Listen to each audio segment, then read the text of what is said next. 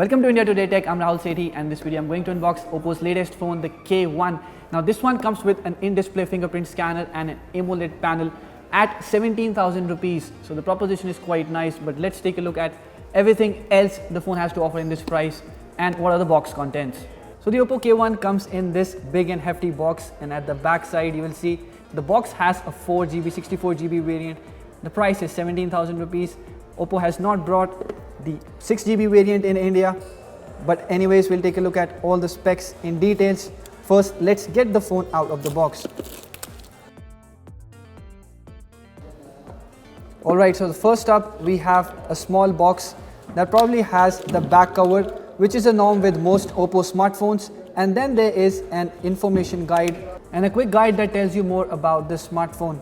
The back cover, as you will see, is very similar to what we saw on the Realme 2 Pro. It has a bottom flap that covers the charging port. Anyways, we'll put it up on the phone and take a look at how it fits. First, let's take a look at the phone itself. Now, it may appear to you that it has a metal and glass design, but it does not. It's very similar to Oppo's F9. 70% of the backside is done in blue and rest in reddish pinkish tone. And at the top you see there is a dual camera setup with a dual LED flash and has been given a golden outline. But the frame of the phone itself is fully plastic, it's not metal, and we'll take a look at other things as well.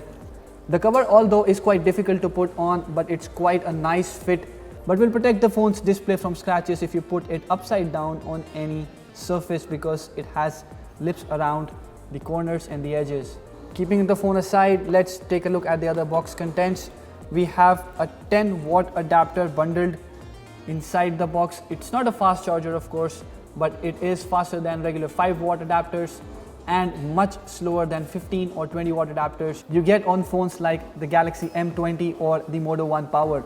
Next, you have the earphones bundled inside, which in fact look like what you get with iPhones, but the build quality is nice. You get an inline remote control with a single button and a microphone for taking calls.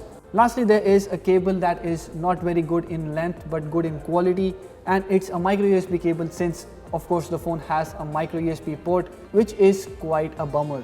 So these are the box contents. Let's keep them aside and take a look at the smartphone now.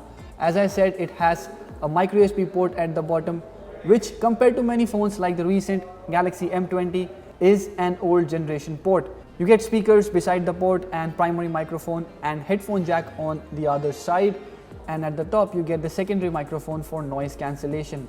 On the left you get a triple slot tray that allows you to expand the storage and add 2 SIM cards, and below them is the volume rocker split into 2, having a very good tactile feedback as well.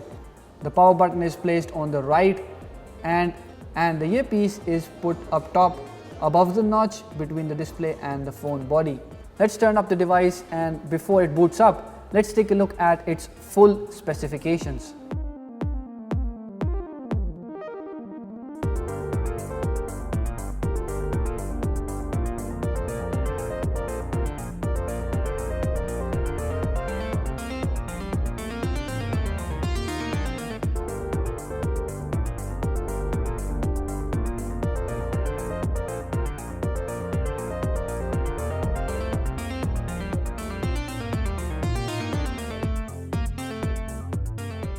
So this was quite surprising. I did not have to set up the phone, and out of the box, as you saw, it just turned up and gave me the home screen, which is quite surprising. So all the things you need to set up later in the settings menu probably, and what you have up front is the color OS. Of everything else, let's set up the fingerprint scanner on this device.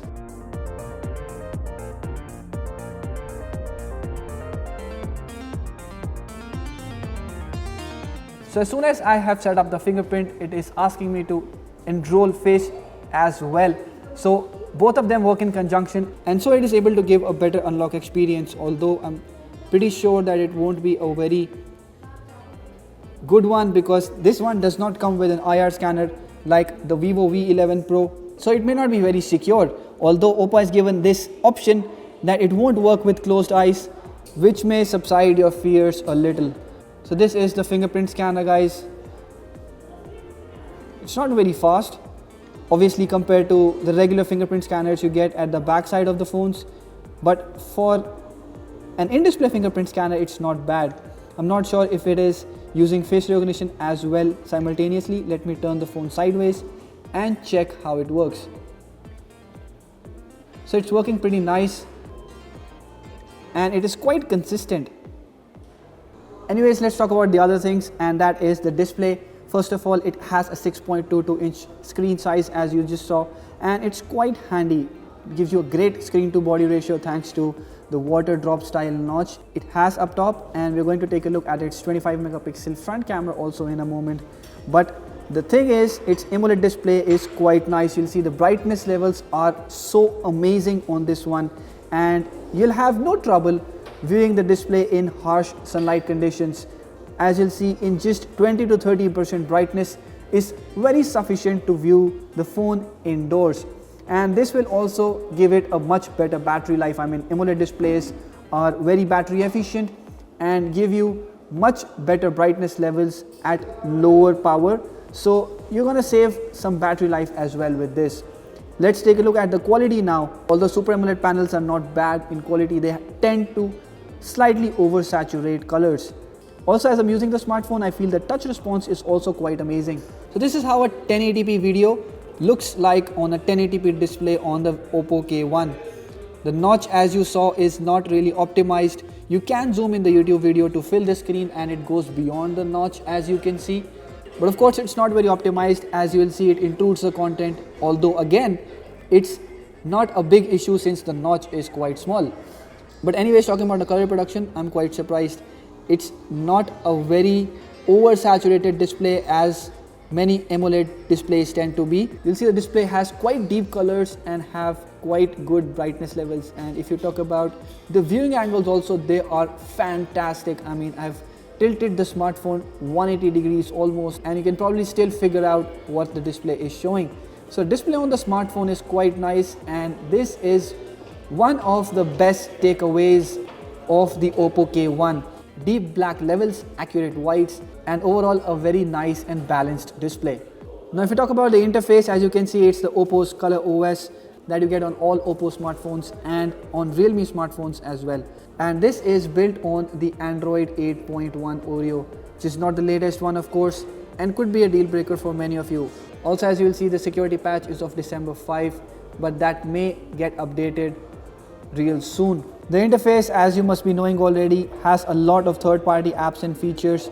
The skin is heavily customized. You get apps from Oppo itself, and there are some third-party apps as well, and there are options to install more applications. You'll see there is a dedicated browser as well, apart from Google Chrome and other Chrome applications that also come built in. The drop-down menu has a different styling altogether, and you need double swipe to access all the toggles. Also, as I've explained in many of the videos previously, that you cannot swipe to remove notifications. You need to swipe first and then hit the delete button so that the notification is gone. That is something Oppo has not cared so far to rectify. There's also a quick access toolbar that's very much like the Mi Ball that gets you recent applications, that allows you to create shortcuts and access applications quickly from any screen. Even if you are inside any application, you can swipe to get this dock and open applications. And the good part is applications from Oppo open in a pop-up window.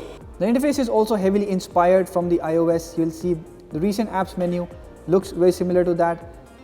So does the camera application that has options put at the bottom. And you'll see there are swipe gestures as well put on this interface. So let me switch to that and show you how they work. So they work very similar to that of the iOS. You have to swipe and hold for the recent applications, and inside the app you can swipe from any side to go back to the previous screen. Also, to go to the home screen, you just need to swipe from the center. So this is more or less about the interface on the Oppo K1. Let's check out the cameras now. If you talk about the front camera, it is a 25 megapixel sensor with an f2.0 aperture, and let me turn off the beauty mode, which is available on most Oppo smartphones. In fact, most smartphones nowadays. And this is how the photo looks like. It's not very sharp, and probably I didn't keep my hand steady, so let me take another shot. And I've turned off the HDR as well.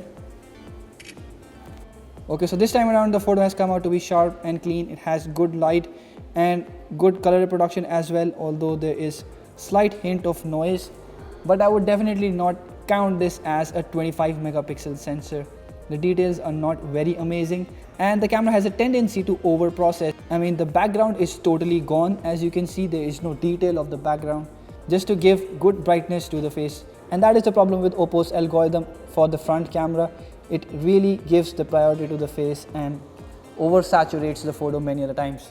Here are some shots taken in not so dramatic lighting conditions, so you'll see the face comes out to be pretty nice, and so does the details of the background.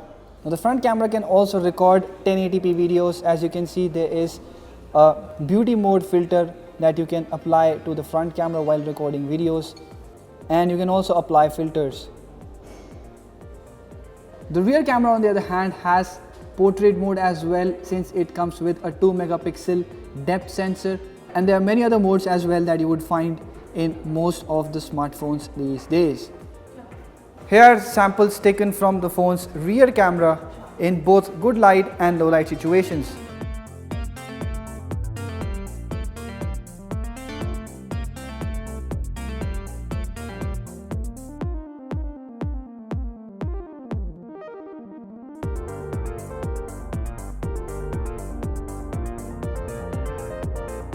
So my first impression about the phone is like of a mixed bag. It looks good, but it has a plastic frame, so it's not a very big depart from the Realme 2 Pro.